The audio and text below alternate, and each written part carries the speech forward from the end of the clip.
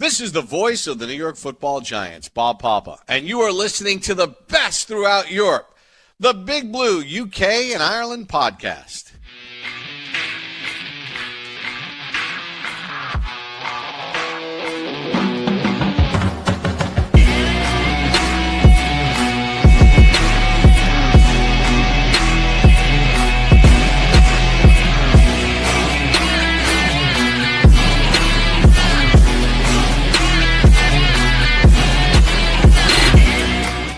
Welcome back, Giants fans, to the latest edition of the Big Blue UK and Ireland podcast. As always, we are proudly in association with Annie's Man Club, lads. Remember, it is okay to talk, and tonight we are 67% British, 33% Irish, but as always, we are still 100% Giants. And we're back to bring you a rundown of the Giants players in the list of 150 top free agents. That's coming for you a little bit later. Plus, we'll be looking at some of the prospects who are being put through the ringer in Indianapolis right now in the Scouting Combine, which is happening as we speak. And Shane is keeping his beady little eyes on that screen to see who's running the 40. How are we doing, boys? Are we good? Yeah, not too bad. Obviously, a couple of minutes late getting on there. My apologies. That's me and Kev fantasising about 6'4" guys that weigh about 235 pounds. We don't do it on every single night, but you know, this time of year is the time that you can justify fantasising about it. But you know, like I said to Kev before we went on the air as well, it's the OG3 tonight, so a bit of a blast from the past, like the olden days. Here it is. Yeah, it's good to be on with you guys. I mean, it is combine season now, so all the draft stuff is in full swing.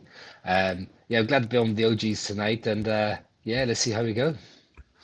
That's it. And how far we've come in the 4 years, is it? We've been doing this now? 4 years now. Yeah, how far we've come in the 4 years, eh? Like we were only talking the other day about the first ever episode we did, all the way back in 2022, whatever it was, and how awful it was in comparison to what it is now. So yeah, it's good to be on with you boys. Is the OG3? Obviously Aaron is not available this evening, and obviously for those that listened or watched last week, obviously they'll know it was Craig's last episode for a little while last week. He's obviously taken a step back to focus on work commitments and his other projects he's got going on. So you know, we wish him all the best, but he will no doubt be back on this show at some point over the summer to give his thoughts on things. Yeah, it's going to be a good one this evening. Lots to get into. Like I said, we're going to talk free agents. We're going to talk draft prospects at the Combine. But as usual, before we start off with the news, if you are watching live on YouTube, X, Facebook, whichever platform you're on, get involved in the comments. Send us your questions.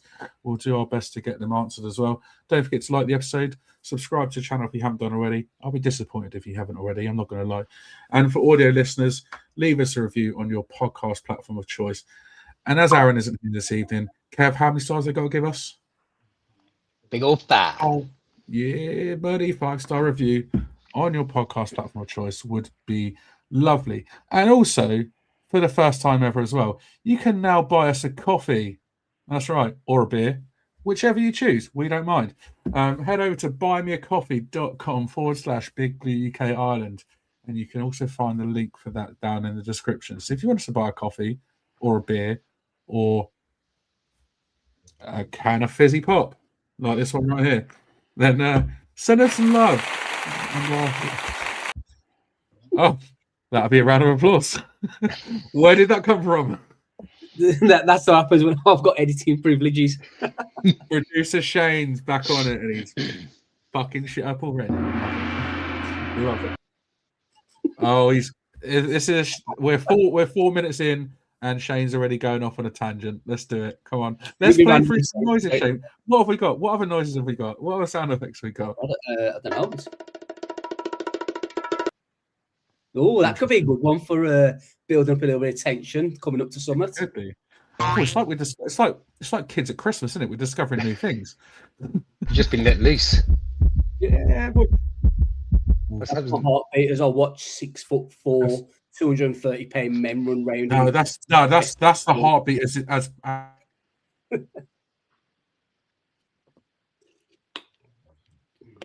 Dan's froze for me. Oh, I was going to say, I thought it was me freezing. Dan's frozen. What happened? Lost the host now as well. Why are we frozen? There you go. You're back. You're back. Or is he? Don't know what happened there. Hello. Cool, you're back. Yeah. And 3, 2, talk 1. about feedback. Oh, We've got a few regulars in the There we- comments. There we go. Nice. I'm guessing my Wi-Fi dropped out for all of 30 seconds there because I just had a thing come up on the screen to say Wi-Fi is now connected. So apologies for that, viewers and listeners. I clearly dropped out. will say- even those that are in the comments as well. I will say, if as the combine's starting this week, I did say, the draft stuff's going to ramp up. If you've got any questions regarding the combine or the Giants, picks and stuff like that, feel free to pop them in the comments, and we'll keep an eye on them, and then we'll answer a load at the end. Different type. Yeah, for sure. You know what? Let's do a little bit of a mailbag tonight. Why not? Yeah, Get any your- question, just throw it in. Get your draft prospect questions in for the boys. If there's any you like the look of, let them know. And I'm going we'll to start with a question. Go on. It's early Shane's in, tangent. We should get early- that segment. Absolutely. early in draft season. It's the combine tonight. We've got about a month till the draft. Kev, the question on everyone's lips: what are the big butts looking like? The big butts, I'll tell you now. There is some big butts. They're not as big as I would have liked, as in previous years. But there's enough there to be interested in. Enough there to be interested in. I am going to be blocking Holty very shortly. We could talk about that No, quickly now, or we can save it for the draft. We'll save it for later. We'll save it for another time because what I don't want to do, Shane's in a good mood. I don't want to ruin it. Okay, so let's leave that for another day. Let's leave that question. Although when we talk about combine prospects later, I might throw a question in there about that. So stay tuned if you want to see Shane's nuts split. Oh God, he's started already. There we go. We are all right. Let's get cracking with this. Listen, if you're, You can look what's going on. oh, carnage has ensued already, and we're only 7 minutes in. Like I said, feel free if you want to buy us a coffee, head over to the website buymeacoffee.com/Big Blue UK Ireland, and send us a little bit of money and keep us happy. Buy us a coffee or a beer, or like I said, whichever you want, or a can of fizzy pop, or there we go. It'd be nice to get some support and some love. As usual, we are going to start off with the latest news. And first up, international series. I believe the home teams for most of the games have been announced. The Giants aren't one of them, which we're kind of not surprised about, which obviously aligns with the season ticket renewals that are going out for 9 home games for 2026. And if the Giants do play a game internationally in 2026, this will be as a road team again, which we kind of expected. It can't be too long, surely, until we get a home game over this side of the pond, because the 4 we've played so far have all been road games. So at some point soon, no doubt, one of our home games will be over on these shores. Are we the only team who've not given up an home game now? Oh, it's a good question. Because obviously Green Bay come over here when they played us, but they were the home team. Yeah, they I mean, like, if you want to Google that quickly, like, I can go through the confirmed sort of like teams and stuff that are playing. There's only one destination that hasn't confirmed teams yet, and that's Madrid. They haven't actually announced the home team for Madrid yet. There's strong rumors that the Bears are likely to play there. I don't know as a home team or as a road team, but they're sort of heavily linked there. But you've got, like, obviously this season starting with Melbourne, with the Rams and 49ers has been confirmed. Rio de Janeiro, Cowboys are confirmed for there. Then you have the 2 games in Tottenham. This is really interesting, actually, because you've got the Commanders playing at Tottenham, and then you've got the Jaguars as a home team in Tottenham, with the Jaguars as a home team, obviously, Wembley the week after. So Jaguars are giving up 2 home games this season, and they've only got 8 games. They haven't got 9 games this year at home. Oh, so wow. they're giving up I didn't know 2. So they're giving up 2 to play away. And then Paris, you've got the Saints. I know the Browns are heavily linked to play the Saints in the Paris. And then Munich, obviously, the Lions have been that's confirmed. A horrid game for Paris. I know. What are you doing to the French people? Sending them that game.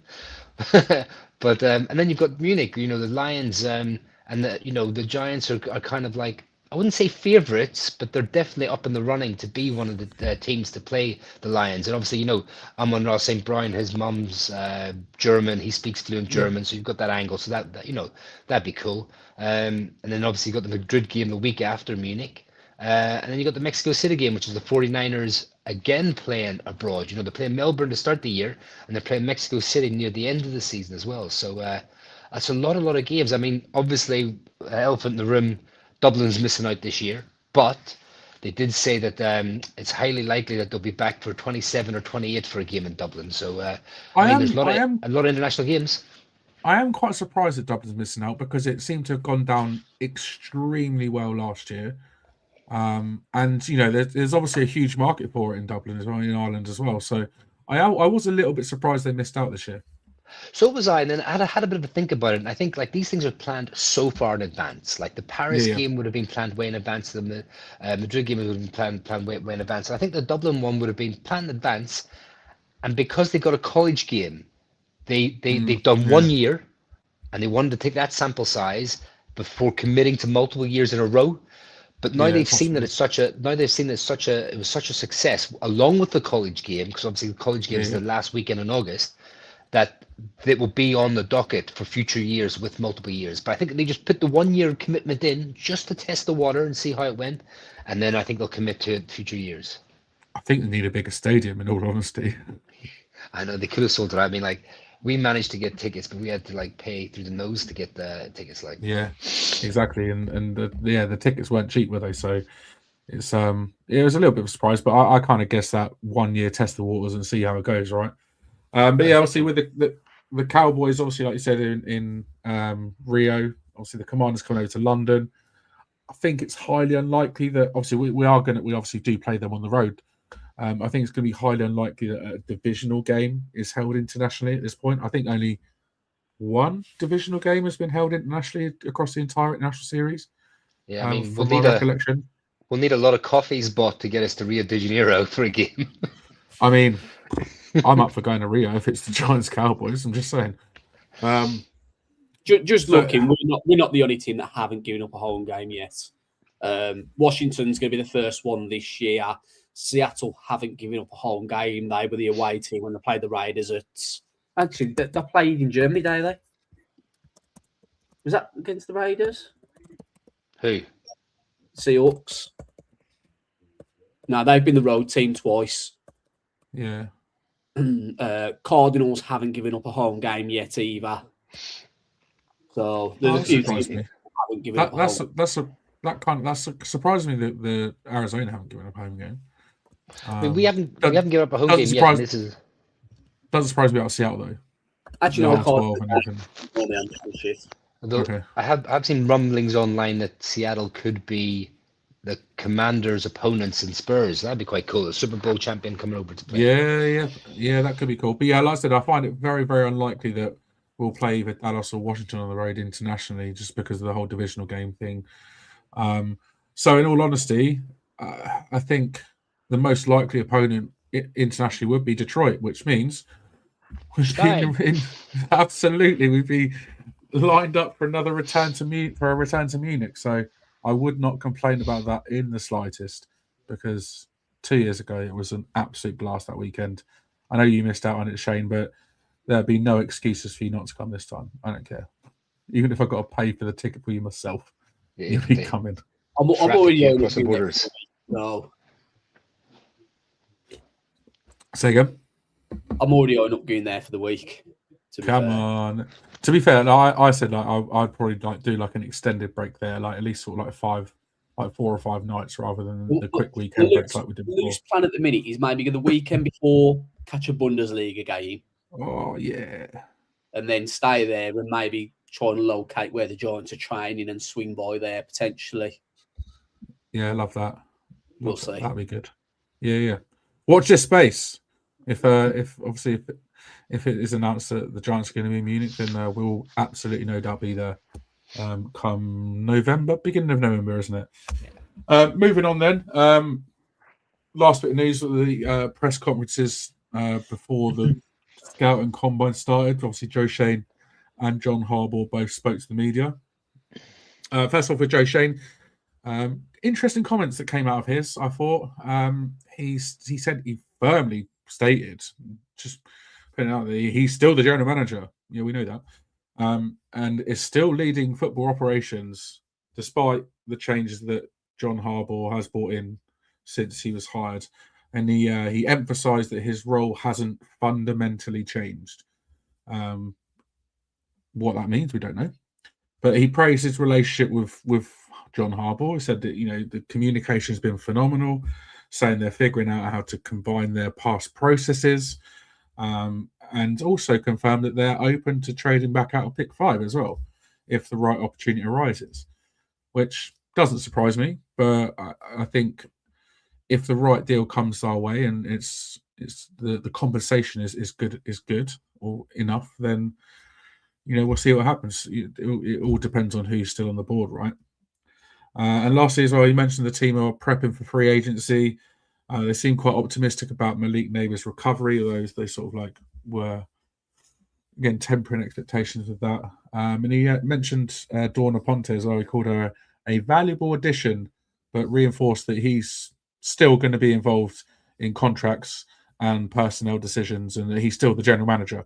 Shane, what do you reckon of Joe Shane's presser? He was one of them. He's not going to come at the end of the day and turn around and say, "Yeah, I've got no real role in this team. I'm just general manager in name and title, and that's about it." I thought some of his comments that he made in regards to free agency were interesting, in particular regards to comments he made about Wandale Robertson. He didn't really seem very optimistic that Wandale was going to be back, in all honesty. No. And I think he definitely came across like he maybe understands that Jermaine is a bit more valuable in regards to bringing one of the two back. And that, in regards to trading back, I don't expect us to trade out of number 5. I think no one's really going to be looking to move up. The only chance you might get is obviously the Jets traded Jermaine Johnson today. I think that might potentially lock them into taking edge rusher at number 2. Then if maybe an edge rusher goes at 3 or 4, there's only really kind of one elite edge rusher left then. Likewise, maybe if you have a similar situation with a tackle, if a tackle was in the top 5, there's kind of two main guys. I'm not going to mention them at the minute, but there's 2 kind of main guys in regards to the tackle position. If one was to go at, say, 3 or 4, potentially someone wants to move up, because we've seen in the past how quick O-line can kind of go off the board. And in this year's draft class as well, I feel like the top tier O-line are very few and far between. But we'll kind of wait and see.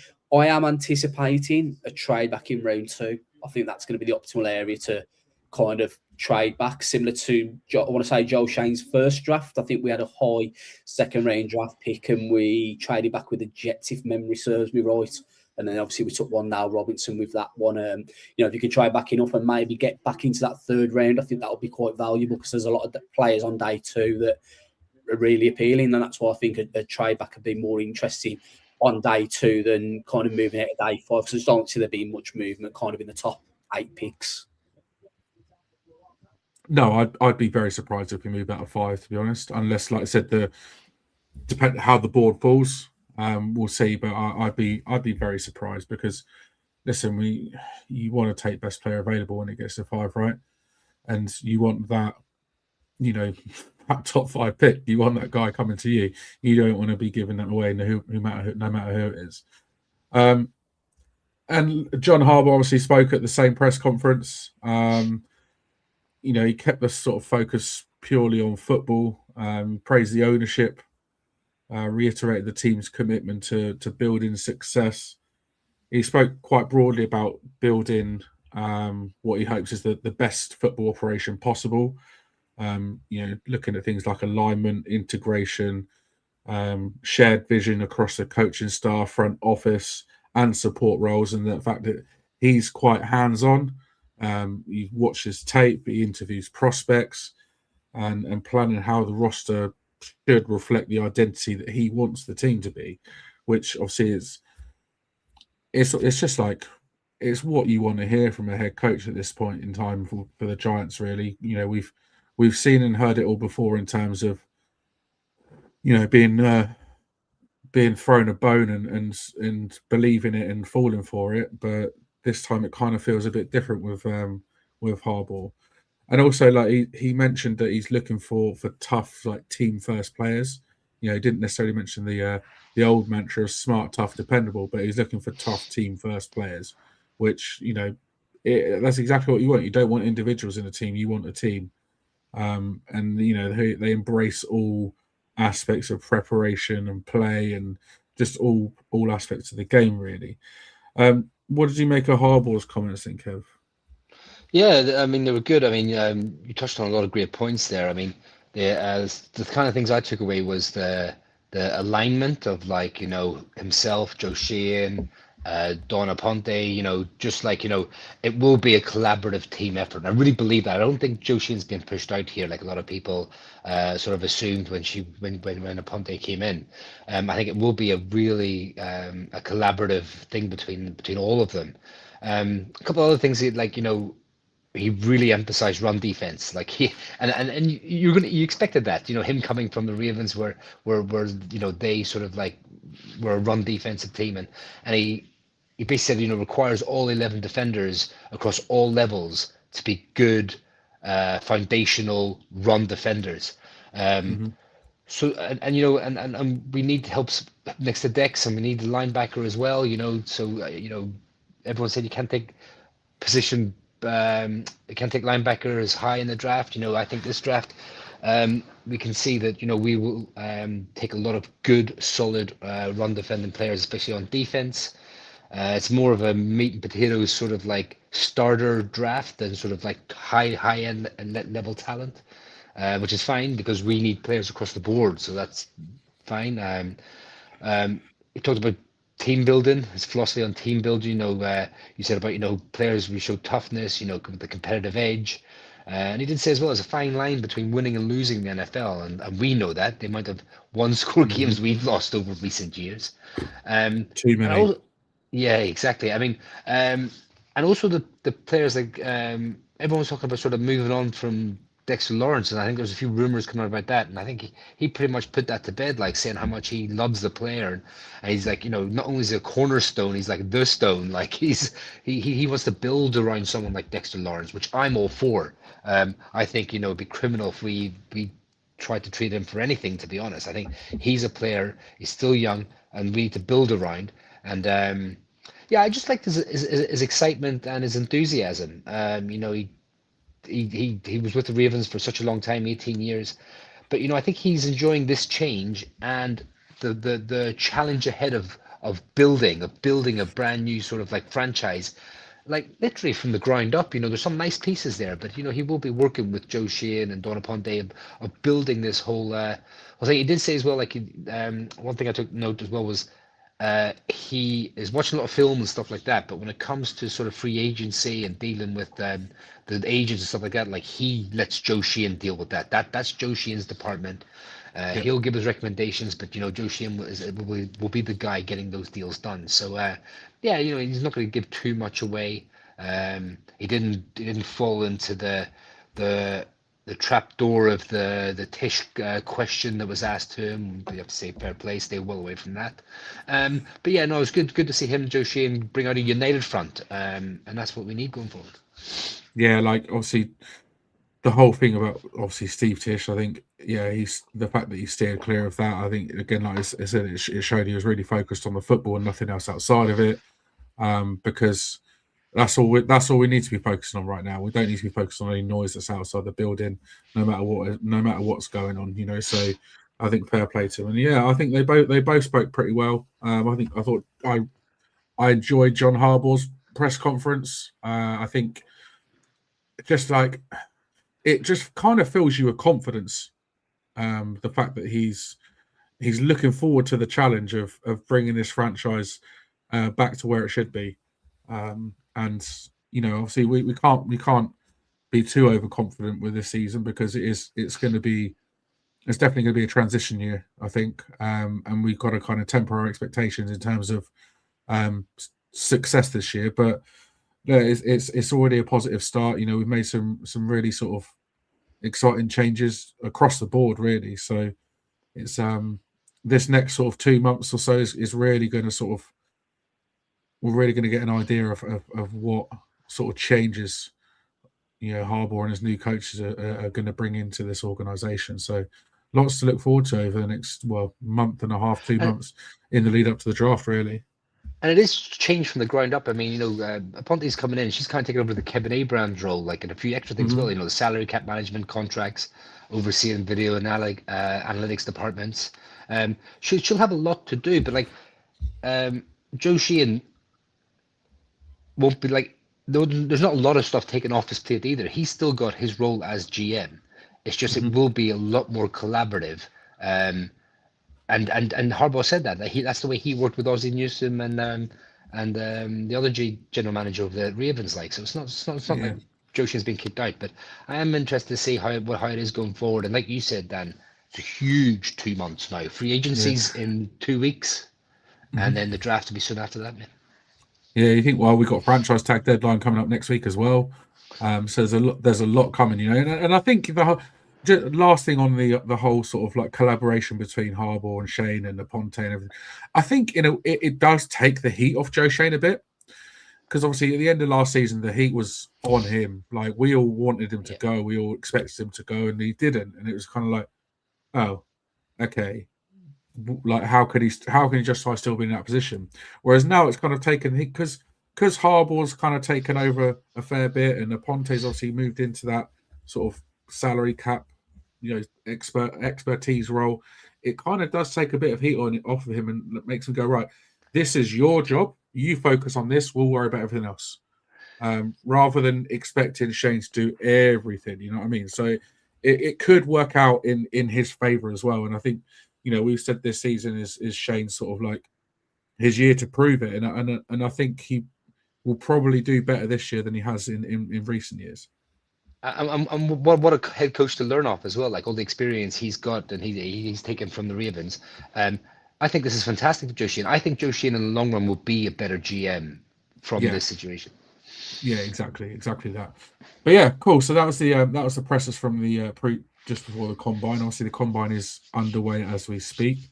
We'll bring you all the sort of late word. We'll review the combine next week and sort of give you all the movers and shakers and who's looking good and who's not looking so good. We'll go back over them next week. But it's always a good watch. It's always nice to see the guys that aren't expected to do so well sort of pop out of 4-4-40, and you're like, whoa, where did that come from? So yeah, it's always a good watch, and it's a first sort of glimpse at many of these prospects, these draft prospects we're going to see in the coming months. So yeah, it's always a good one to watch. We are going to move on to talk a little bit about free agents. So just before we do, I'm going to go tangent.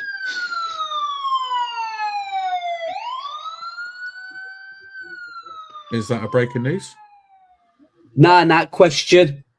Oh, let's go. So, I don't know. I don't really know where to fit it in, but it kind of ties in a little bit in regards to free agency. So Tony's posed the question to us. He's hearing rumours of trading Thibodeau.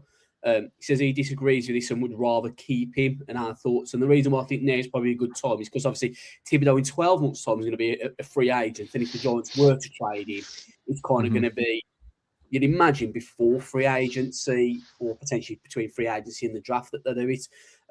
So, Kev, I'll come to you first. Thoughts on trading Thibodeau, and would you rather keep him or move him on? So I was getting a few little splinters in my little behind there for a while, but now I am firmly on the trade him side of that fence. Okay. I just think if we could move him for something like a third and something, I think with this type of draft, like I said, it's a meat and potatoes draft. I think we could easily get a starter in the third round, but also looking at it from a holistic point of view, he's due 14.8 million this year, all fully guaranteed. If we trade him, the whole lot comes off our books with zero dead cap money. Now, using that 14.8, I believe we could. That's enough. That's enough to re-sign Jermaine Luminor right there. Exactly, and that's your starting right tackle. So you're giving up, in my opinion, a rotational depth, good starting caliber edge rusher, but on critical downs you're playing Burns and Carter to get your bookend right tackle to play. And also, I think the team really likes Golston. And I think the injury hampered him last season. We didn't get to see him play to his full potential. So I think he could come in and play that sort of rotational backup edge role. So for me, if we could get something for him and clear 15 million in cap space, because he will want to go and be he will want to go and be a starter, and he will go somewhere else. And for most teams in the league, he will be the second best edge rusher, which is a starting position. At the moment, I believe he's the third best edge rusher in our team. So if we could get something for, and so he will leave in free agency. I can't see us re-signing him with him having the career trajectory he's having. Because I'm not saying he's a bad player. I say he's a very good player. It's just there's two better pass rushers ahead of him. So for me, it would be clear up the money and get a pick and look at bringing multiple players in to help this roster as a whole.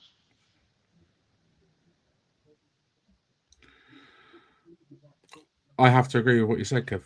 In all honesty, I think.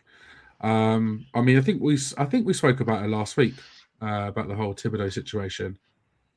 I think I can't really add any more to what you've said because I agree with everything you said. Yeah, don't get me wrong. I'd love to keep him, but I think at this point you've got to move away from the. He was drafted as a Giant. He was pick number 5. We've obviously invested 4 years in him. Let's look at building the future because at the moment we are focused on the future. And will he fit into this defensive scheme? Who knows? And yeah, like you said, I think the team are quite hot on Golston. Like he didn't get much of a chance last season, and no doubt there's going to be some, like you said, there's some good edge rushers in this draft that are going to be available as well. So I think for the amount of money we can save, and if we can get a good haul for him, like you said, a third, and a pick next year or a third and a fifth this year or something like that, just to stack a couple of extra picks in there because we have only got one day 2 pick, right? So it's like if we can get a decent amount of value for him, then I think if it's too good to turn down, then we don't turn it down and we let him go. And I'll just add one other thing. So I understand that you can never have enough pass rushers, and I understand that we made it work with Justin Tuck, Osio Manura, Kiwanuka, but that team in 2011, but that team in 2011 had starters across the board. Like we had our 2 starting cornerbacks in Corey Webster and Terrell Thomas. We had Michael Boley and Antonio Pierce as linebackers. Barry Cofield, Chris Canty in the middle of the defense. We had Hakeem Nicks and Steve Smith and Mario Manningham as our wide receivers. We had the O-line was phenomenal. You know about that O-line, Dan. Do you know what I mean? So I know it's a luxury to have the edge rusher, but it only worked back then because we had starters in all positions anyway. Do you know what I mean? Whereas we need so many starters now. Exactly, and a lot of those starters were on their rookie deals as well. You got to remember that. We had the likes of Nix who was still on his rookie deal. Manningham was still on his rookie deal. Victor Cruz was on. I'm pretty sure he was still on his rookie deal as well. So 3 of our top 4 wideouts were all on rookie contracts. And look at the defense as well. Like the defensive backs, a lot of them were on rookie contracts too. So you can afford to pay 3 top defensive ends the money they deserve because we had the cap space. But yeah, I think it's potentially time to wave goodbye to Tibbs, which it'd make us all sad and whatever. But I think he deserves to be in the limelight himself somewhere else on a defensive line. You could even see him playing at that traditional DN spot rather than the outside linebacker, the edge rusher. And I think he could be a really, really good DN as well. And it just, it would suck. But I think, moving forward, you've got to have that balance in the team. And we can't be paying him $15 million and then moving into next year, he's going to hit free agency and potentially, be paid twice as much as that, and we're going to be priced out of it. So if we can get something for him now, then it's surely a better deal, right? My jersey collection is fastly becoming past players. Yeah, yours and mine both, mate. Yours and mine both. Because Tibbs is one of mine as well. So there we go. But yeah, thanks for that question, Tony. And glad we've answered it for you and answered it pretty. What's the word I'm thinking of? Can't think of the word. Comprehensively. Thank you very much, Kev. It's been a long day. Apologies. But yeah, let's move on to talking of free agency. Let's move on to free agents. So the Athletic released their top 150 free agents in the league. And we are going to run through the Giants players in that top 150, and there are some outside of it as well, which we'll cover a little bit later too. Starting off with Jermaine Illuminor at number 16. Now, the PFF rankings had him at 40th best free agent. The Athletic have got him at 16, which says to me that he's definitely that real top guy that we need to re-sign, and I think we need to go all out to re-sign him. In all honesty, I really do. He had a career season last year, finished with 98% pass blocking efficiency, tied for 6th amongst all tackles. He's undersized with short arms, but his strength is his superpower. He's phenomenally strong. Then he can sink onto his heels, withstand ball rushes in pass protection. His run blocking, it might not be the best, but he can be a little bit crafty. He uses like one arm. This is from Aaron. Aaron wrote these notes for this, so he knows what he's talking about. He uses a one arm strike to stun defenders and move them out of gaps. I love the guy, and I think he's been on the team for a year now, 2 years. It's just a year, is it? 2 years, yeah. Two years, yeah. It's just helped to solidify that offensive line. You've got your 2 bookend tackles. Let's focus on the inside. And obviously, there's going to be no doubt some movers and shakers on the inside. But if we can solidify those 2 outside guys, then we're on to a winner, really. I think we've spoke about Jermaine a fair few times.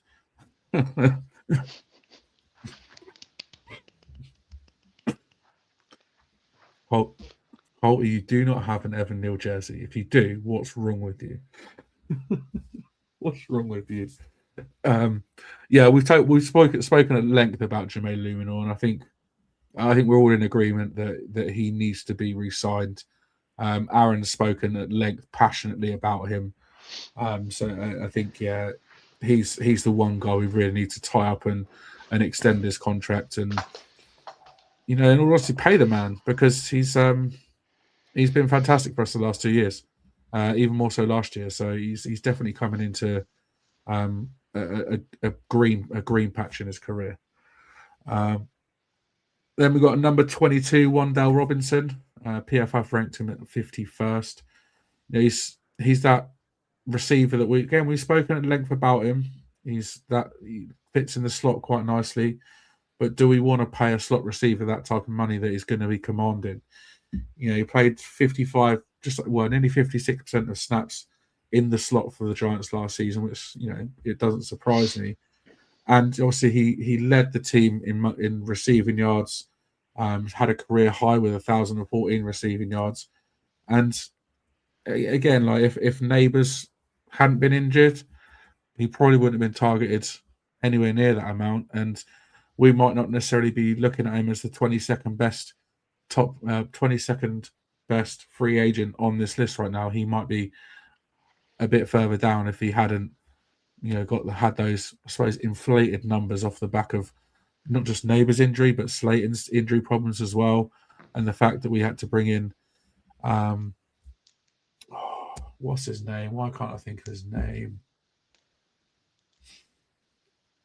The other receiver, Isaiah Hodgins. We had to bring in Isaiah Hodgins to sort of fill a gap. We used Gunnar Olszewski as well. So that receiving wise, Wandale's great, but are we likely to keep him on for the money he's looking for? Probably not. So just quickly then, Dan, on those two players, they're the two big ones. And the cornerback as well. We'll get that in a second.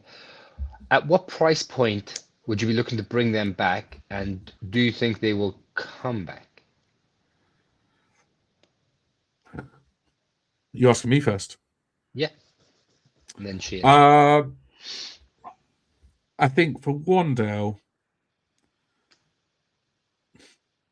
it would have to be a really sort of team friendly deal, because I'm trying to think of what he's potentially due to, like, potentially looking at earning. It's reported that he's going to earn anything between 17 to 20 per year. See, that's way too expensive for a slot receiver, in my opinion. But the holes we have in our roster right now, the needs we have on our roster right now, I think that's far too pricey for what we can really afford to pay.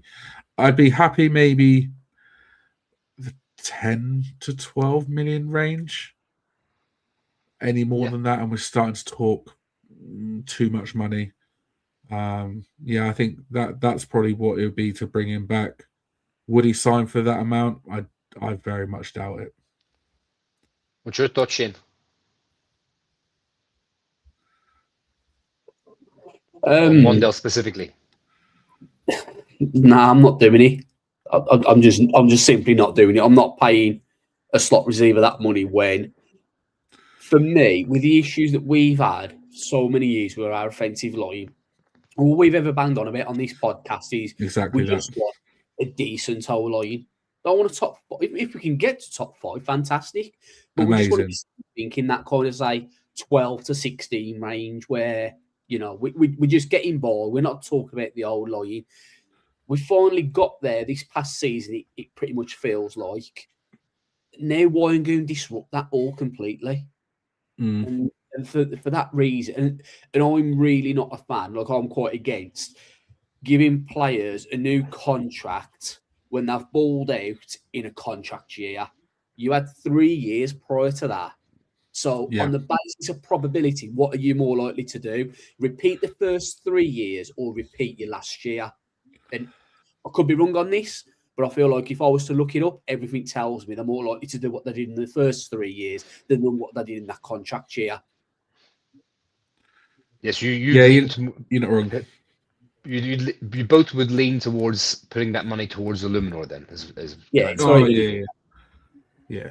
And I mean, looking at over the cap, is looking at 19 million plus per year, and that's way too much money to pay him. I'm 100% on board with both of you, and I think there's another factor to this, and I think that factor is that the Tennessee Titans have nearly 100 million in cap space this year, and they have a relative need at slot receiver. And who is their offensive coordinator this year? Brian Dable. Brian Dable, exactly. So I think a bit of a need, having the money. I think that they could lean towards him going somewhere like that. He's productive in Dable's offense, so I think I can see sort of them going over there. And I'm hoping it's not the case because I don't know if they've got a massive need there, but Luminor could be similar because Brasillo's there now as their offensive line coach. But I think if we were to offer Jermaine that 12 to 13 per year on a 2 or 3 year deal, he's just turned 31, so offensive linemen can play well into their 30s. I think he likes it in New York, and I think he loves the fans. So I think I would look to let Wandale walk. Because there's actually, I don't know how far Sheen's got along, but I am seeing a lot of slot receivers I really like in this draft that you can get late day 2, early day 3. And that's kind of a sweet spot for the slot receivers as well, right? It's like that's where you want them. But end of day 2, beginning of day 3. You're not going to get your slot receivers necessarily going in round 1 or 2 unless they're absolute blue chip prospects, and that position it's a little bit underrated in terms of like the impact it can have on a team, but at the same time, like I think late third, early fourth round, even sort of into fifth round is that sort of real sweet spot for that position. And that's why kind of coming away from that to an extent. Obviously, in our group chat the other day, posted that Ravens has said they've put a market setting offer into Tyler Linderbaum, obviously the centre. Obviously, the most expensive centre in the minute is on 18 million a year. And that's why in our group chat says, for 80, if the market is 18 million and they've offered something that resets the market, they're offering more than 18. You can't be paying a centre 20 million when you could bring Jermaine Illuminor back for 15 and you could use, say, 5, 6, 7, whatever the difference might be, on an inside linebacker, a wide receiver 2, a cornerback 2, a defensive tackle 2, maybe even a couple of them positions with that extra money. Exactly that.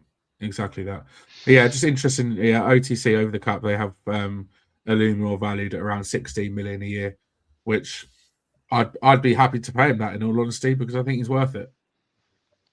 It's not a bad number really, and I think not re-signing Wandell would absolutely open the doors. You have to re-sign your best players at premium positions if they're starters. Yeah, of course you do. I'd even go so far as to say, like, do we even go a little bit above 16 million a year just to capture a signature for the next 2 to 3 years. He's 32, 33, 31, something like that. 31. There we go. Well, he's Joe Sheehan is meeting with his agent like this week, like today or tomorrow. So hopefully, I'm not saying it will get done, but hopefully those talks will be productive. And yeah, exactly that. Exactly. Looking further down the list of top 150, Greg Van Roten at 101. Obviously, he's got experience at right guard, left guard, and centre, but he's predominantly played at right guard the recent last few seasons. It's where he started for the Giants, obviously, as well, and he's a decent pass protector, but he struggles in run blocking, and he gets shed too often later in reps as well. He's entering his age 36 season, so he is getting on in age, as we say, although 36 really isn't that old. But he's got plenty of experience in the league, and Van Roten again is like, if you're telling me I could get him back for 2 or 3 million and he's going to be a swing guard and cover center, I'd be happy with that. Yeah, I think I'd be happy with that as well. I don't know if we're going to get him back that cheaply, but he's from the area. He might just want to stay. Yeah, that's very true. He could just want to stay and see out his career in New York and just earn a little bit of extra cash to finish off his career, because I'm sure he's probably earned enough, right? Next up on the list at 111 is someone we're definitely not going to be keeping or extending. Goodbye, Russell Wilson. Good night, sweet prince. Yeah, it was nice while it lasted, all 3 games. We will think back, right, in a few years' time and think, that's right. Russell Wilson. Yeah, mate. Okay. I know. You know what? And thinking back to last year as well, I thought, like, obviously we signed Jameis Winston. I was like, okay, cool. Like, but he's been a perennial backup for a while. Maybe he could do the job to start for a year. I don't know. And then we signed Russell Wilson. I was like, so why did we sign Jameis Winston then? And then obviously we then took Jackson Dart in the draft, and lo and behold, Russell Wilson's going to be on his way out. And is he going to retire? Is he going to go for one more year somewhere? Is he going to be a backup? Is he going? What's he going to do? But I just, for the first 3 weeks of the season, we kind of saw potentially the beginning of the end of Russell Wilson, and they made the change after week 3, and I think we didn't really look back after that. So I'm not surprised that we'll be letting him go, but we'll see what happens with him. He's obviously helped Jackson Dart a lot in his rookie year. Obviously, been there in his ear and there as a mentor for him. So he's obviously had some sort of influence on him. Just a shame he had to pay essentially a quarterback coach so much money for a year's worth of not a lot else, really. And then moving a little bit further down the list at 120, which I think is a lot more realistic than PFF's ranking of 241. Cordell Flott ranked at 120. I think again, like 120, like you're ranking him below Russell Wilson. Like, what has Russell Wilson got to give for a team like this next year? Apart from being a backup quarterback, whereas Cordell Flott, he's still so young. Yeah, he's small for his position, but he came on leaps and bounds this last season. You know, he's a good fit in like zone heavy defense that leans into his strengths as well. And I just think he had a stellar season. Would you be happy to re-sign Cordell Flott, Kev? Again, I'm leaning towards no. I think someone will see his production this past year, see his age and how young he is, and they'll have a good bit more money than us, and they'll go for him. I think I would like to upgrade that position.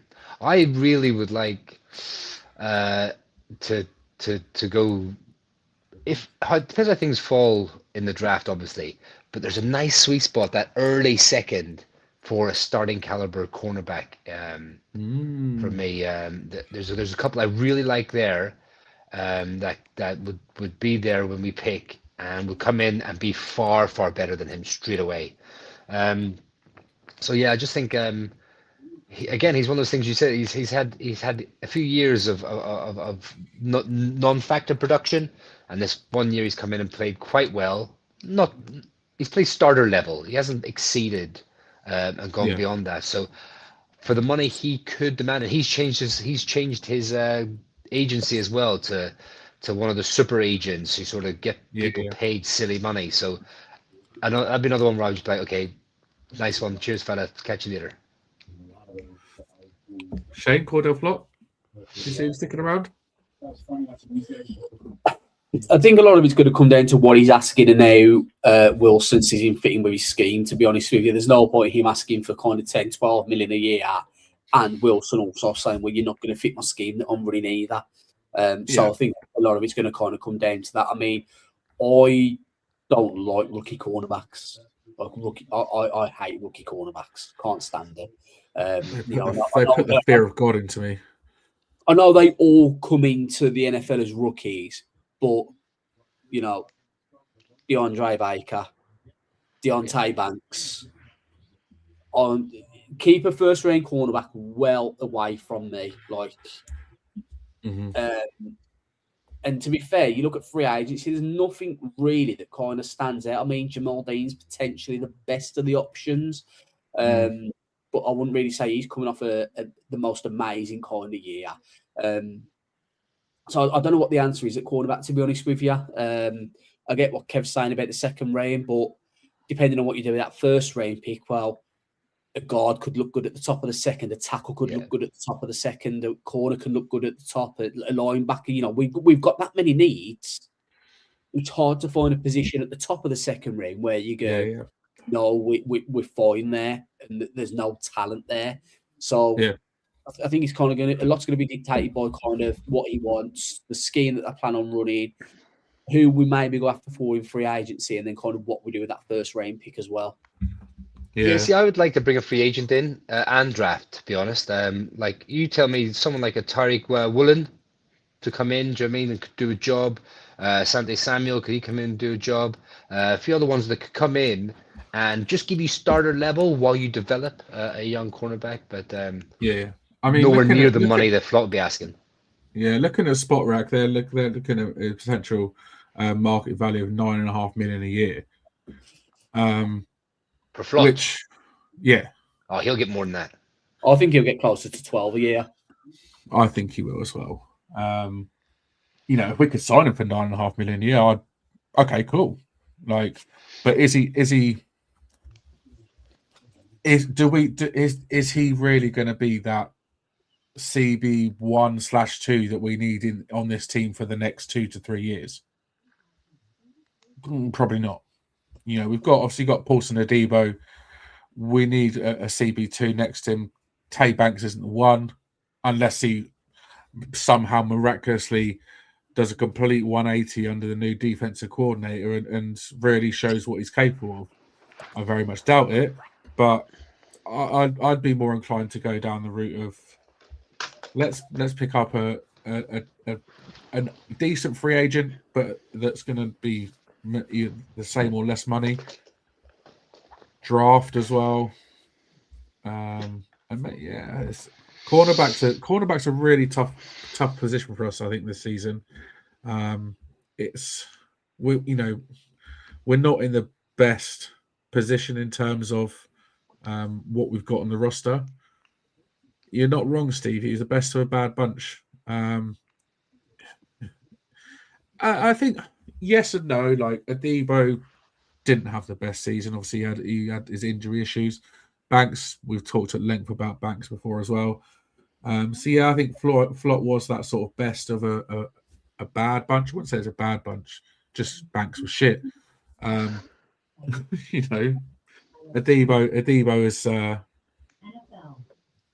I think we'll see more from him this year, and I think what we need is that solid CB2 next to him.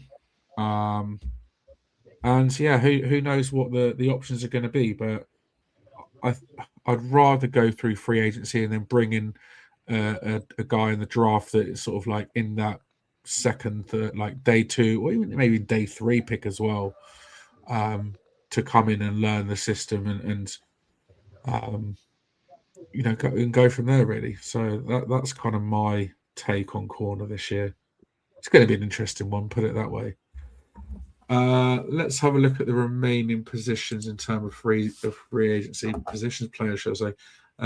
Other rankings, you've got Dane Belton at 123, Chris Manhurts at 200, Michael McFadden 237, Victor Dimakaji at 262, Aaron Stinney 292, Dan Bellinger at 311. Interesting. And then Evan Neal might as well not even be on the list. And it's interesting. You look at the list of all of our free agents, and realistically, out of all of those, there's probably 2, maybe 3 that I'd re-sign. You got Illuminor, Michael McFadden, and maybe at a push Dan Bellinger. Those are my 3. Belton. I'm on the fence with Dane Belton. Has never done enough to wow me or wow anyone really. Go on, Kev. I was just going to say, I think this off season, I'm really sort of, the more I think about it, and John Harbaugh coming in, and he wouldn't have scouted for the Giants this year, obviously. We've done scouting, obviously, for the Ravens and whatnot, so you know the players. But I wouldn't be opposed to signing more aging veterans to come in and do a job. Like, I'll give you an example. How well has Bobby Wagner played for the Commanders? He's 36, incredible. 35, like. So incredible. Just bringing in, like, at all levels, just bring in solid starters who won't mess up and give you really bad production. It will just steady the ship and make us competitive for this season. Still draft for the future, obviously, but don't go big swings of like going top level free agents. Come in at those £5-6 million marks and just plug in starters and just get us competitive this year. That's kind of what I'm feeling for this offseason. You know what? I absolutely wouldn't be opposed to that at all. I think it's likes of bringing in Von Miller, for God's sake, something like just, he's going to be 37, but just a 1 year deal, $1 million, $2 million, whatever it is. Von Miller, maybe even Travis Kelce, just for a year. Do we do a Darren Waller part 2 with Travis Kelce? You know, But also add some leadership, add some savvy vets that young players can learn from. exactly. The likes of Adam Thielen, Levante David. You know what? He'd be a great a linebacker. I'd love to get in. Yeah, Bobby Wagner. Looking down the list, Carl Van Noy. You know, obviously, John Harbaugh knows him very well. Darius Slay at cornerback. Yeah. You know, just these guys that can come in and do that job for a year. Eric Kendricks at linebacker. Yeah, exactly. Eric Kendricks at linebacker from the 49ers. Even down to like someone like Raheem Mostert from the Raiders. So he's on the sort of downward spiral. He's 34 years old. He's had injury issues, but we're looking at replacing Devin Singletary. We've got Cam Scatterby, we've got Tyron Tracy. Bringing Raheem Mostert as a running back 3, you know, Keenan Allen as a wide receiver 2, DeAndre Hopkins as a wide receiver 2. Again, John Harbaugh's going to know him very well from his time in Baltimore. There's so many names on the free agent list. It's like just bring in some vets. Yeah, even bring back Sterling Shepard for a year. You know what I mean? So there's so many seasoned vets on that list. You could go on. Free agency is only 2 weeks, so you know. Yeah, we'll get a good feel for the roster after that. Exactly. You know what? Let Tibbs go and replace him with Jadeveon Clowney for a year. He had a great season for Dallas. I mean, I would even go with Ojabo from the Ravens as well, the Scottish edge rusher. Like, just bring him in. You know, he was unlucky with injury. All the talent in the world, just had a few injury problems. Bring him in on a cheap contract and give him a bit of a run. Yeah, exactly that. There's so many options, but in all honesty as well, I wouldn't be too disappointed if out of all those free agents, they just re-signed one. They just re-signed Illuminor. They let the rest go because McFadden's been great, but he's got a ceiling, and I think we've probably seen his ceiling. Right? I don't think we see much more sort of progression in terms of his ability. You know, I might be wrong, but you know, it's a new era. Maybe we clear house and let them all go and bring those new guys in. Mike Evans, you know what? I'd fucking love Mike Evans. Absolutely, I would love Mike Evans for a year. Like what a receiver he is. I mean, granted, he's had some quality quarterbacks in Tampa Bay, Tom Brady being one of them, but someone like that just for a year. He'll maybe get Jameis in his ear. There we go. Exactly that. You know, he's well known from his time in Tampa as well. Alrighty, cool. That's enough for free agents. We're going to look at some of the players at the Scouting Combine. So obviously we've got plenty of needs in the draft. Obviously at position 5. So let's look at some of the prospects we can potentially take at 5 at certain positions. So I'm gonna ice Dan here. Go on. So it's time to bring back this bad boy. Come on, let's do a mock draft. Because I just thought, I'm hoping no one's going to disappear when I do this now. That's better. I just thought that this would be a little bit of an easier way to kind of look at the players that are going to be available on the board at 5. And do you know what as well? I was thinking earlier, when are we going to do our first mock draft? There we go. So we'll do a 2-round mock draft. We'll tease you a little bit. We'll get to second base tonight. No further though. Second base. We'll pick for the Giants round 2. We'll enter the draft.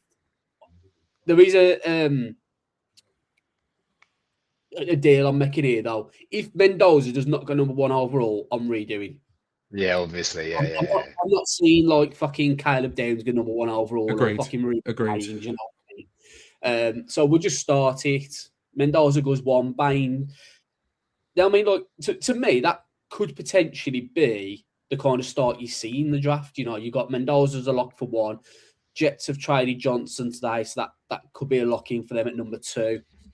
Love and Styles at 3 and 4. I mean, like in a way, is this the potential worst-case scenario for the Giants? You've lost Styles, who a lot of people want. You've got touchdowns available: Arvell Reese, David Bailey, Cornell Tate, Mackay Lemon, Mansour Delane, Francis Moanoi. Cool. So, So- let's look at this and go, okay, like let's look at our needs. Would you say our top need is potentially wide receiver at this point? See, it depends. It depends what you do for agency. Of course it does. Well, yeah. So I'm So, okay. happy if we role play as we're heading towards second base. We've re-signed Jermaine Illuminor and we're letting Wandale walk in these scenarios. I think that's because we all three of us agreed that's what we would do. So if we Yeah. go down the avenue of that's what we've done.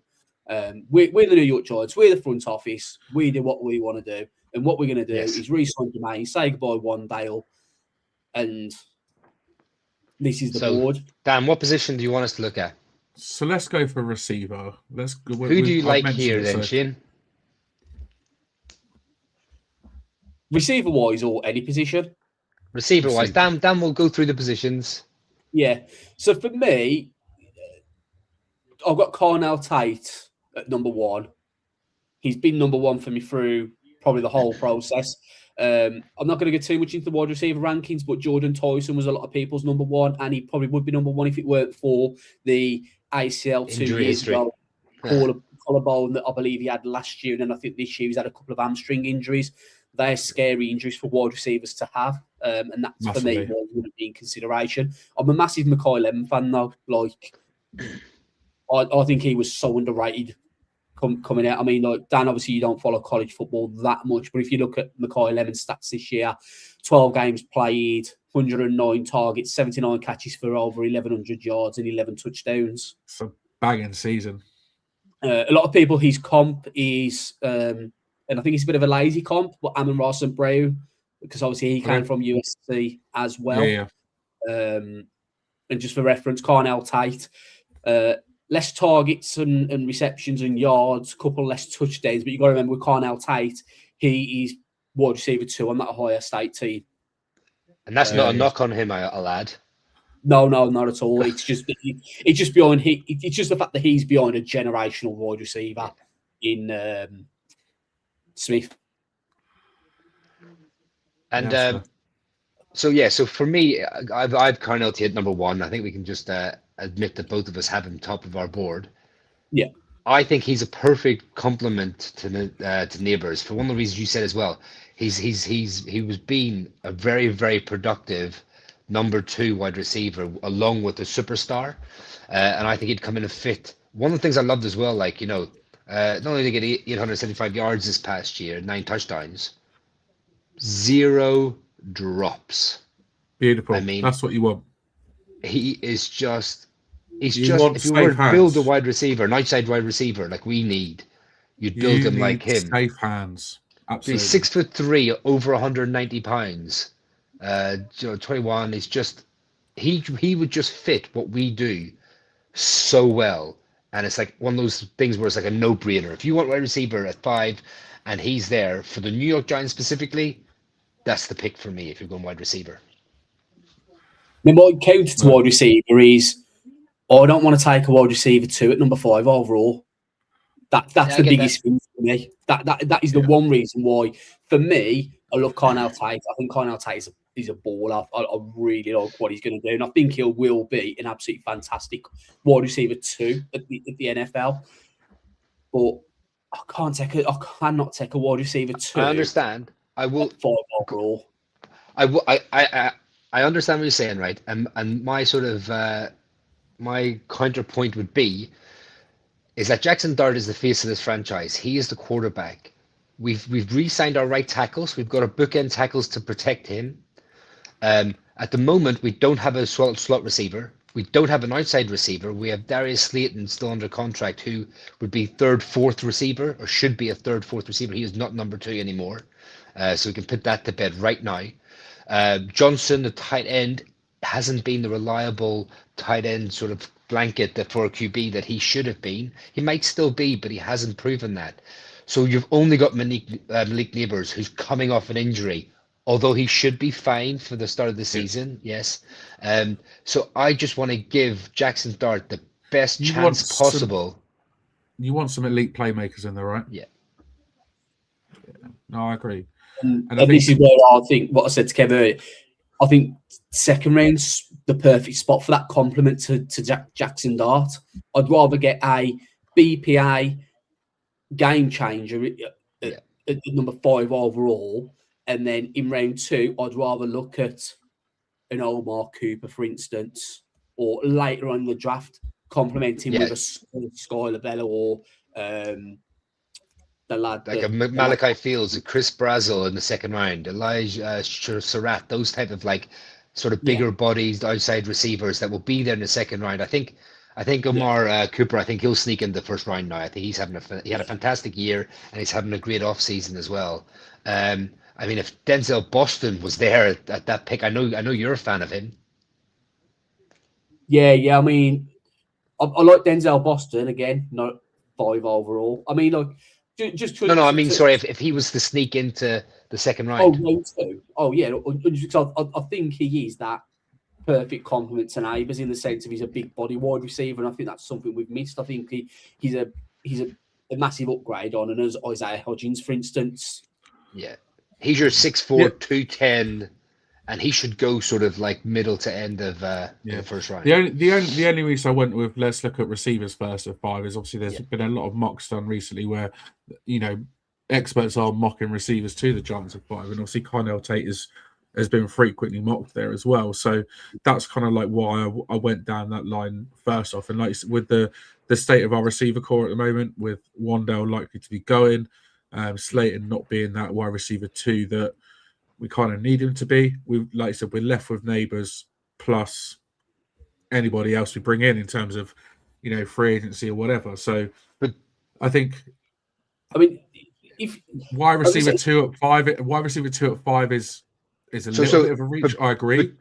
But just answer the question, sorry, Dan. So if it was wide receiver, who would you pick, Shane? Like if it was wide receiver, would it be Carnell? Okay, cool. So what other positions, Dan, do you think that would be interested in at 5? We won't do it trade back, but where would you guys be comfortable trading back to if we was to trade back? You got 7, 11, 13. I don't imagine you want to move back to 16. You still want a top 15 pick, right? Yeah, I want 11 is where I'd feel most comfortable going back to, depending on the I don't think I'll go back as far as LA at 13. I think you don't want to trade necessarily with a division rival Washington at 7. So you'd probably go back to Miami at 11 at most. I think at that point. We've spoken about in the group chat, and me and you are firmly on that train, Shane. Let's look at linebacker at 5. Come on. Yeah, I mean linebacker at 5. There's going to be nobody in the sense of I view Arvell Reese as an edge guy more than a linebacker, and I think as an out-and-out linebacker, I think Sonny Styles is a better pure linebacker than what Arvell Reese is. Arvell Reese to me is Abdul Carter light in the sense of he's played the linebacker position, he's played the edge position. I just think Carter gets to the quarterback a lot better than what Arvell Reese does. So I mean, if you really want to go linebacker at 5 with what's on the board, Arvell Reese. You could, but I feel like Arvell Reese is a bit of a boom or bust kind of project. I think it's going to be. I think whoever drafts him is going to have to play him in a certain way, and for me, that's going to be on the edge basically. And we are looking for that inside linebacker, aren't we? Really, that linebacker 2 potentially next to Bobby Okereke, right? If he's still around. And Arvell Reese said in his interview yesterday that he is a outside linebacker edge player, is what he's come into. He's doing linebacker and edge drills, but he said he's coming into this draft as a 3-4 outside linebacker edge player. Cool. So at that point, obviously, with Sonny Styles off the board, there's nobody else you're taking there at 5. So with linebacker, I think we can rule that out. Let's. I mean, he's sticking out there right at the top there, Caleb Downs. Do you go BPA right now? I think Kevin can disagree with me if you feel it, but I think if you was to go BPA here, the two standouts BPA for me personally is either Caleb Downs or David Bailey. I think they're the two best that's available on the board at the moment. You could make a case for Francis Molineux and or Mansour Delaney, who for me is the clear cornerback one. I'm not comfortable with Mansour Delaney at number 5 overall personally. I think I'd rather move back to like 11 and take him there. We were just talking about first round cornerbacks as well, right? Yeah, I mean, so for me, I love Delane. I think he's my number 1 corner in this in the draft. 5 is a little bit rich. I wouldn't be against it, but I do think I do agree with you. It's a little bit rich for him there. He would be like a top candidate to target if we trade back. If we trade back to 8, 9, 10, 11, 12, 13, if we get into that sort of area, getting him there, I'd feel so much more comfortable about. The thing with Bailey, I think he'll be gone personally, as you probably do as well, Shane. But he is a fantastic player. But again, are you creating that thing where like he still won't come in and be a starter? He'd be a third pass rusher. Whereas someone like Caleb Downs, who forget about position, whatever it's called, like I forgot the term now, but like best player available. Yeah, like they say about position. What am I looking for? Why am I drawing a blank? You say it with running backs and safeties in the first round. Positional value. Positional value, that's of course, yeah. Forget about positional value for a second. He is a damn good football player, and he would be better than any safety in our team right now coming in. So he would come in, he would like start, and he would be a difference maker. So for me, it would be Caleb Downs, without a shadow of a doubt. If he's there, just going BPA, and then you work out the rest of the draft as you go. Yeah, I believe as well. Bernard Wilson is a fan of 3 safeties. I want to say, I'm not 100% certain on that. I'm sure I have read that. And kind of with Caleb Downs as well, you have got that luxury of you can play him all over the place. I mean, if you look at his details this past season, slot position for 146 snaps. He was deep for 240. He was in the box for 241. He literally is a chess piece that you can kind of move around, and he's going to do everything that you need him to do. And 21 run stops, 83.7 run defense grade. We've said we want to improve the run defense. And where is our head coach just come from? And do they value the safety position? Massively, massively. You look at the Ravens, and they draft the defensive backs so fucking well. The 2 positions that I was reading up on this, that 2 positions that John Harbour seems to always value is two say our biggest needs. I think safety is a bigger need than what people recognise, because Javon Holland just hasn't turned out the way we wanted him to. And I think it was a panic signing, in all honesty, last year. I think they went after the guard, was it Will Fries from Indianapolis, went to Minnesota. They wanted him, didn't get him, so that pivoted to spend the money.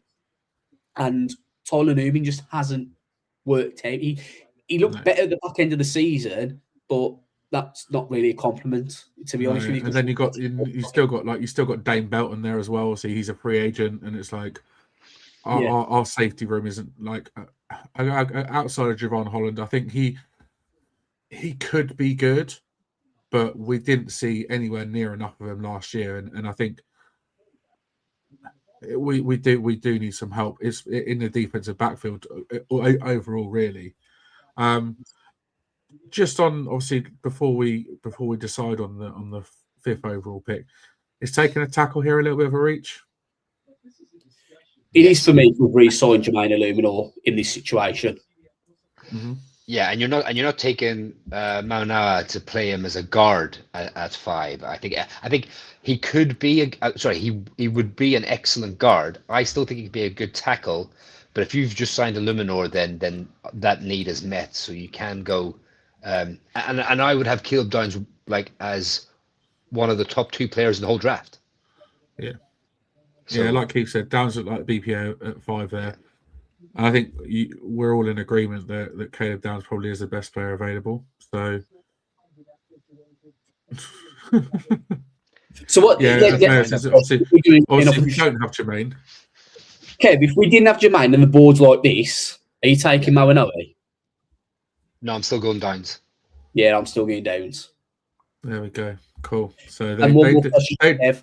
they disagree. They disagree with you there, Mayo. I got one more question for Kev. Kev, we're at pick 5. Read this. No Ohio State player has gone yet. Which one would you be taking? Oh, It comes down to Styles and Downs. Between Tate and Downs. No, Styles and Downs. Sorry, Styles and Downs. No Ohio State players have gone yet. Oh, you're killing me. I love Styles. I might be. I think I'm higher on him than most people have been. I know you are as well. If he's there at 5, if he's there at 5 still, I'd rather take him over Caleb Downs. Yeah. Linebacker, we criminally underrated that position. 243. Look at them sexy numbers, man. And he's such a, like, all his interviews are coming back really high as well, like proper high character type guy. He's coming from a safety. He's coming from safety background. I really wanted the same for Notre Dame when he was, because his brother went to Notre Dame and then transferred over to Ohio State, and he's in this draft as well. He's a safety. Look at that number there, 87.4. Yeah, exactly. Even look at coverage as well. You know, drop it into coverage, 86.9. That's just numbers you can't. What's he come in as? Can't replicate his numbers. What's his combine numbers been done? Isn't he like 6'5", 245 or something? Yeah. Oh, he's just so far. Oh yeah, I mean, yeah. So I don't know. I think I would lean Styles. Yeah. Cool. So in this situation, Styles has gone. So we're going to be taking Caleb Downs. Agreed. Agreed. Cool. So Caleb Downs are the New York Giants. And now we're kind of heading into the second round. The last pick we're going to make tonight is only going to be a 2-round mock draft. Instantly, we're thinking a certain position, or are we thinking of a trade back here? Because I think this is prime area for a trade back. It is, but we can save that for other mock drafts. We can just go player now. But can we just agree we're not taking an Alabama tackle? No matter what. No, he scares. I've seen him as number 1 or 2 in some people's tackle boards, and I'm like, no. He scares me so much. I like Blake Miller. To be fair, we're not taking an Alabama tackle. No. We've learned our lesson. What position, Dan, would you like us to look at? So we're not going to trade back, but if we were to trade back, we'd be looking at, in this scenario, 39, 44. See, if you were to trade back 2 spots with Cleveland, like what extra picks would you pick up there? You're getting a 6th, and that's probably it. Like, really, 5th, maybe, but like, I'd be happy moving back to kind of here. In all honesty, mid-second round, yeah. I mean, I'm not going to do it, but even 49 as well. Like, I wouldn't be a. I mean, if you could get maybe 82 off the Vikings, I mean, you know, but yeah, that's kind of what we were looking at. But yeah, if we're looking here, so Dan, what positions are you on up here? We've re-signed Jermaine Illuminal. We don't have a wide receiver to essentially at the minute, and obviously we took Caleb Downs in the first round on night 1. Well, I mean, taking the on Bama tackles, no, not going to happen, Aaron. We're not taking Bama tackles at this point. Let's look at linebackers again, because you know I think linebackers in the second round is a pretty good spot, right? Who stands out for you, boys? Anthony Hill, Jake Golday, Josiah Trotter, Jacob Rodriguez. They're probably the kind of top 4 as they are there that are available. Kev, I know who's standing out to Kev in this lineup. Oh yeah, give me that big boy Golday all day. 6'4", 240 pounds. I mean, but don't get me wrong. I have been very close, Golday and Hill Jr. But yeah, I just think Golday's tackling is phenomenal. Like, and he sort of started off as an edge player, but he's moved back into an off-ball role. His closing speed is outrageous. Like, when he sees the ball and goes after it, like, is phenomenal, and he's so big as well, and he's rangy, and he gets in the way of passing lanes, and he breaks up passes and stuff. And at that size as well, he can anchor that middle of the field. Like, is just a real sort of enforcer, dominant player that I think would fit any scheme, to be honest. Like, but he would fit what we need 100%. Like, yeah. Again, one thing's really standing out for me there. That run defense grade. oh yeah, Yeah, 90.6. Yeah. And if there's one thing we need to improve on defense, it's run D. yeah, exactly. Massively. I mean, Jack, Massively. just for the numbers I've come in, I've just had a quick look. Sonny Styles, who we spoke about earlier, he came in at 6'5", 244 pounds. We're talking about at the moment, he's coming at 6'4", 239 pounds, and then he's kind of descending it. Anthony Hill comes in at 6'2", 238 pound. The size of all three of them is fantastic, and it's what you need in line. I think the taller, bigger guys, I think would, they've got bigger wingspan. Yeah. They can rapidly. You can see over the tackles and the defensive linemen as well. So for me, I would go Golday here out of Cincinnati. If you're going linebacker, in my opinion. Cool. Obviously we've taken a safety in the first round. Let's look at what receivers are available right now. So I think for me here, I think Omar Cooper Jr. is a great replacement for Wan'Dale Robinson, to be honest with you. He can play inside, outside. He plays like all over the place. Yeah, that's what I mean. So look, kind of, you're not rushing Malik Neighbours back. You can turn and say to Omar Cooper, we're going to put you out wide. And then when he does come back, you can either turn and say, okay, we're going to play you both on the boundary. Or what we'll do, Omar, is we're going to move you around. You'll play a few snaps on the outside. Then we're going to move you onto the inside so you can play the slot. I think he's... And both players can motion really well as well. Yeah. Like outside, inside to outside. If you think of the offensive packages and schemes you could come up with for Malik Neighbours, Omar Cooper Jr. Oh my God, yeah. Again, look at his stats on screen there. One thing that really stands out to me is the missed tackles he forced. He's breaking a lot of tackles there. Yeah, I mean, like that's impressive. That's impressive. A lot of yards after the catch. For me, it's a no-brainer. If Omar Cooper's there, we take him. Do you take him above a linebacker at this point? In my opinion, yes. The value, I have him as a first-round player, and the two linebackers we talked about, I have as second-round players. Yeah, cool. I'd agree. All right, then. Obviously, we've re-signed Jermaine Illuminor. Do we look at offensive line? We've got linebacker now. If we were to look at interior offensive line, Miles suggested our guy Emmanuel Pregnon, is it, Kev? Pregnon, yeah, Pregnon. Out of Oregon. If he's there, yeah, I mean. There's one other position that I think would be worth looking at. Well, two actually, because we've not addressed them. First one would be cornerback. I quite like Colton Hood. Big fan of him. He's going to be in and around my top 5, to be honest. Kev D'Angelo Pons, we were only talking about him earlier on. Little bit small, but such a baller. I mean, I saw someone refer to him the other day as what do they say? He says, he's got that dog in him. Woof woof. Yeah, I mean, he's 5'9", 173 pounds, but he plays like he's 6'2", 193 pounds. To be honest with you, like, ain't afraid to. Yeah, he's a little bit undersized, but that's not necessarily the be all and end all.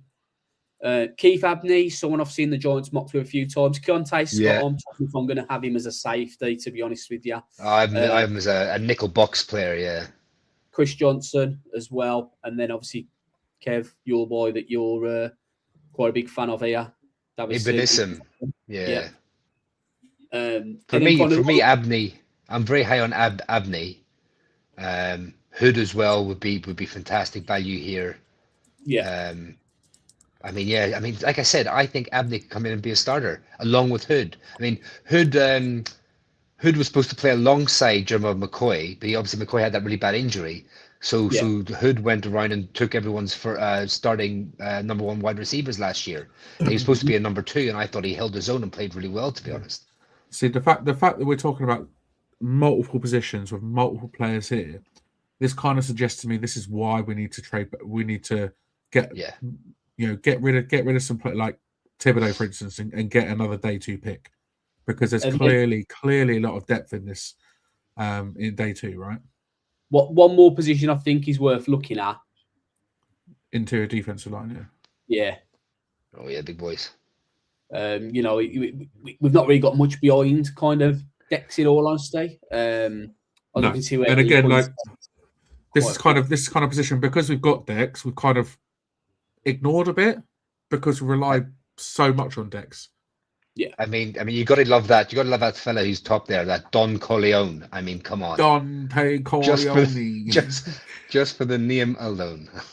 I mean, he may, spoiler alert, he may or may not be in my top 5 of interior defensive linemen in terms of the names. Just saying. Dan, where would you be going here, Dan? If we stick at 37. You know what? It's a tough call, because there's a lot of players available that could provide good value at this position. I mean, one of the things is you can't go wrong, I think. No, exactly. I think we go for. I think our biggest need right now. We've taken a defensive back. But I think our biggest need right now is a receiver. Is a wide receiver 2. And if your boy Omar Cooper's there, then I think you take him, right? Yeah, I mean, I expect him to be gone in a month's time. Yeah, when the one. But for this purposes, I don't know who picks here, but I mean, like, could you imagine Patriots? They desperately need a wide receiver. Yeah, We've got Stephon Diggs, but he's getting older. Rams opposite Puka Nakua. Texans, they took a few wide receivers last year, so kind of, the Bills need a wide receiver because the boy from Florida has not quite worked out. Coleman. Coleman, yeah. I can see Omar Cooper kind of going in this range quite comfortably, but it's our draft, and he ain't. So we're going to take there. There we go.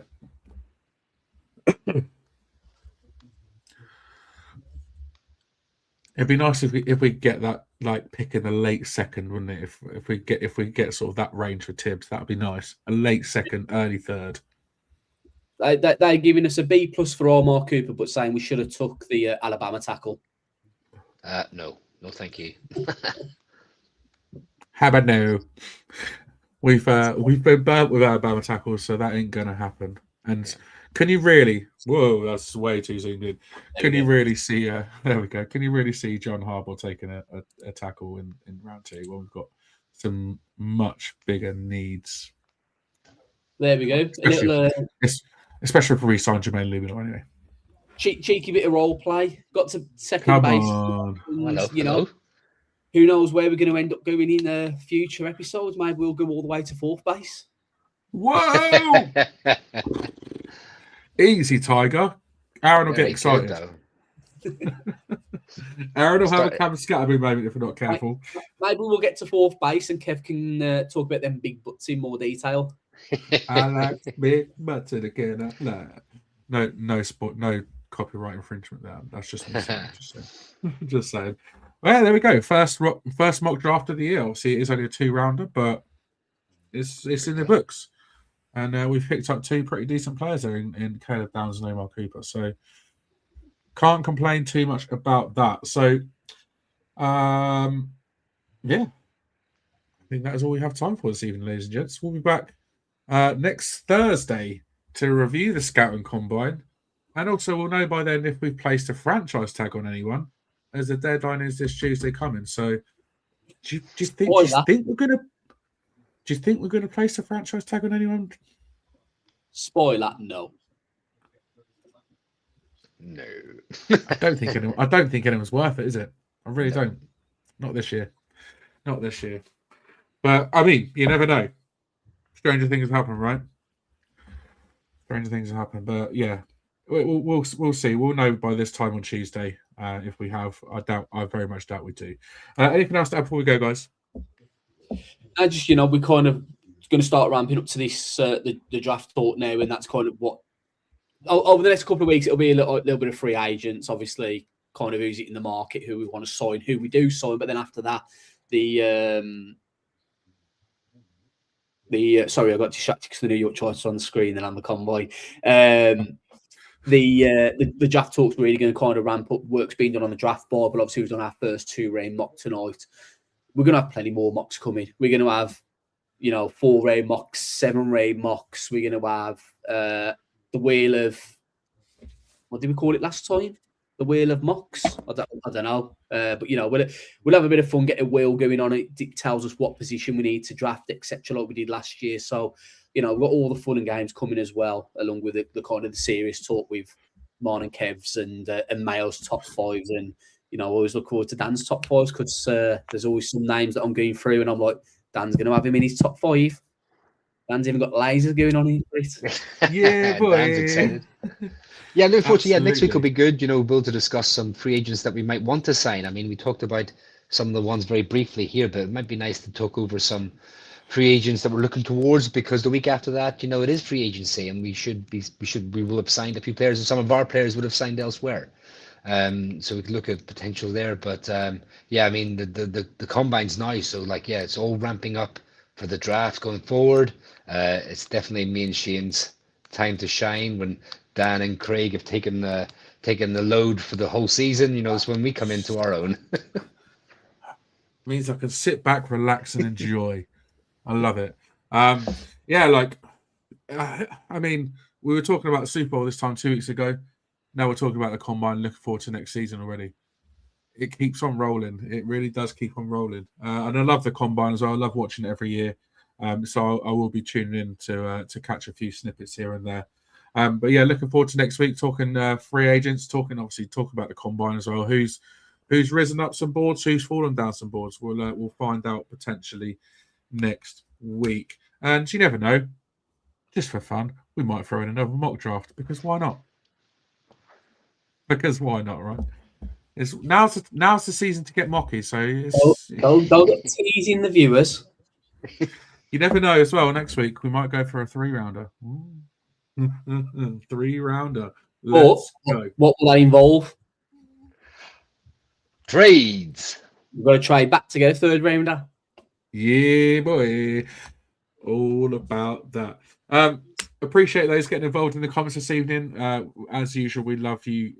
You love your interaction. And Mayo, thanks for getting involved, mate. And thanks for watching along. Obviously, sucks you couldn't be on here this evening, but it's always good to have you in the comments. My thanks, obviously, as ever, go to Shane and Kev for joining me. We are signing off. Until next time, let's go, Giants.